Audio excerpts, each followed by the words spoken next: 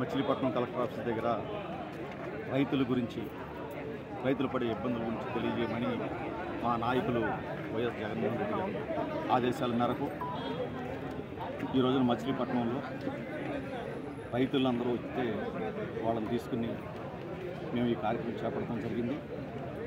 ధర్మిల రైతులు ఏ విధంగా ఉన్నారు? కింద సంవత్సరం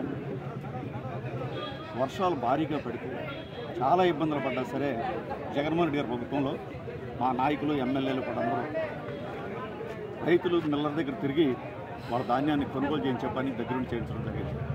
కానీ ఈనాడు కొద్ది వర్షానికే రైతులు వెలవెలలాడుతుంటే గిట్టుబాటు ధర రేట్లు లేకుండా మిల్లర్లో ఇష్టం వచ్చినట్టు తేమ శాతం ఉందని చెప్పి ఇబ్బంది పడతా ఉంటే 25 తేమ శాతం ఉంది కొనము అని చెప్తుంటే మంత్రివర్యులు వచ్చి 25% ఉన్నా సరే మేము కొంటాము, మీకు ఎక్కడ రైతులకు ఇబ్బంది పెట్టమని హామీ ఇచ్చినా సరే మిల్లర్లో కొనని పరిస్థితి ఇవాళ ఈ రాష్ట్రంలో ఉంది. ఇవాళ ఈ రాష్ట్రంలో చంద్రబాబు నాయుడు గారి మోసాలు అనేది గతంలో రైతులకి ఎప్పుడు ఎన్నుకోటి పొడుస్తూనే ఉన్నాడు.